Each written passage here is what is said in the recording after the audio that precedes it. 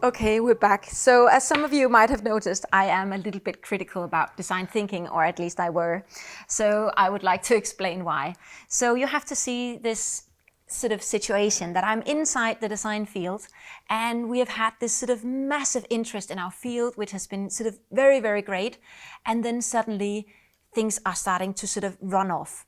In the beginning, it was more like I was asked to do, can you do a 2-day workshop that can sort of teach us design thinking? And I was like, yes, but with what result? I can be there for 2 days, but would I have actually taught you how to think like a designer? I could be a little bit unsure about that.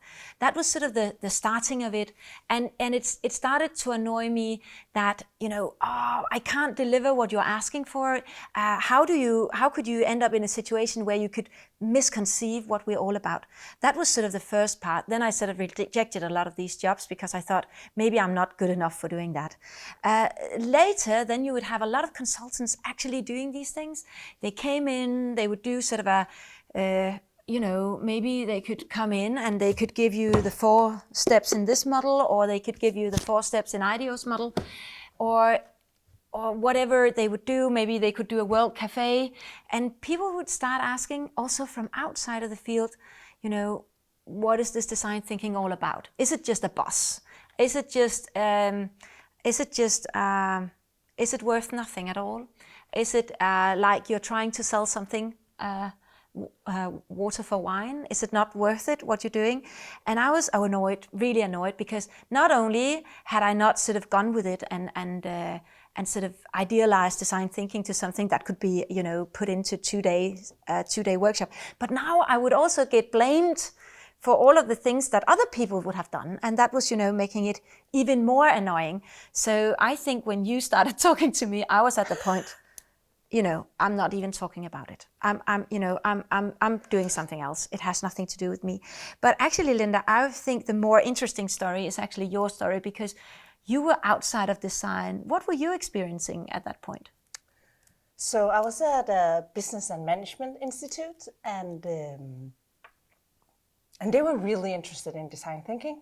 And they did all of these process models and prototyping, and they thought, now, and they looked towards me and they said, so now we're design thinkers, right, Linda? And I was kind of like, yeah, sort of. Yeah, sort of.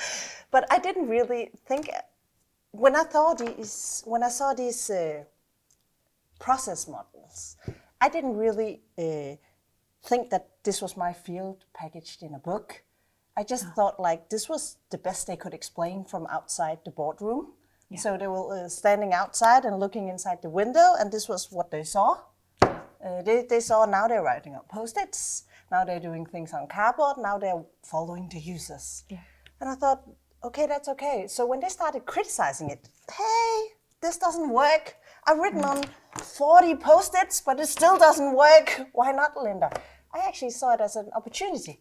Yeah. I saw like, hey, now they're finally listening to me. I get an opportunity to kind of explain what they didn't understand. Yeah. Because what they were doing is that they were mixing up everything. They were mixing up Post-its with wicked problems. Yeah. They were mixing up a reflective practice with prototyping. So they were mixing up things that are on a tool level.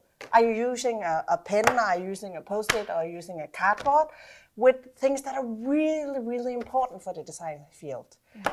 And I was really trying, and especially with you, trying to get design researchers to explain these management consultants and the innovation world, what went wrong in the construction of design thinking. And it was really difficult. I think the first time you heard, this is the first version of the paper, you heard my paper was actually at a conference because I couldn't get you to listen to design thinking. You really didn't want to hear it. But I was really afraid. I was afraid if we didn't fix design thinking or tell them what went wrong, I would go back to the styling box. Yeah. I would go back to just having to shape stuff again. Yeah. And not being able to influence the strategy of companies and do my design bigger. Yeah. So I think I saw the criticism as an opportunity to kind of to kind of fix design thinking. Now we had all the attention because everybody was interested in design thinking, but we also had them listening for once. Yeah. Because they were finished listening to just the toolbox version of it. And I think I can remember one of you, I can't remember at what point you said it, but you said to me, you know what, even if you don't think this innovation scholars are actually solving design thinking right now, at least you can look at them and actually acknowledge them for the fact that they're actually trying to make sense of what is going wrong. They're actually trying to do something about it. And where are you? Where are the rest of the design field? Where are all of you design researchers? Are you, you've just gone away from it because you don't want to be sort of, you don't want to be seen with it. You don't want to have it blamed on your shoulder, but you're not doing anything. Actually, it's the innovation scholars that are right now pushing the field forward. And that's not fair. That is wrong. You have to do something about it.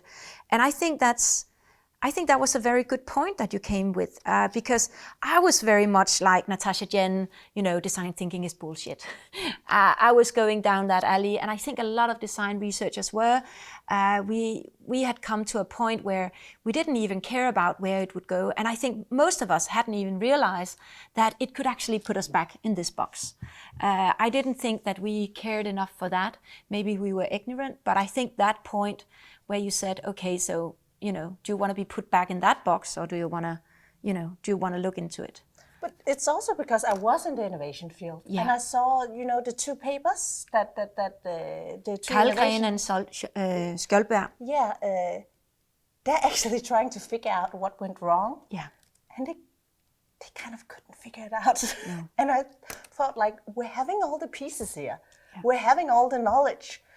We can't be as arrogant as not explaining what went wrong here. Let's help them fix it. Yeah. Let's try and fix it. So we talk about, okay, we might have a recipe version of design thinking, but there's also a deeper version that if you want to get the real result, you have to actually be trained in it for years. Yeah. What is it that are lacking in this training, right? Yeah, and I think that's sort of where we could meet again. I think that sort of point of view, because that's also something you did in your first paper. You were actually trying to figure out, you know, there are all these different things that have been mixed up, but you actually tried to say, okay, so what is more important than something else, and how do we sort of sort that out? And I think that was so needed at that point. I think we'll come back to how we eventually, and how you eventually started to solve that challenge. Yeah, that's about it, right? That's about it. Yeah.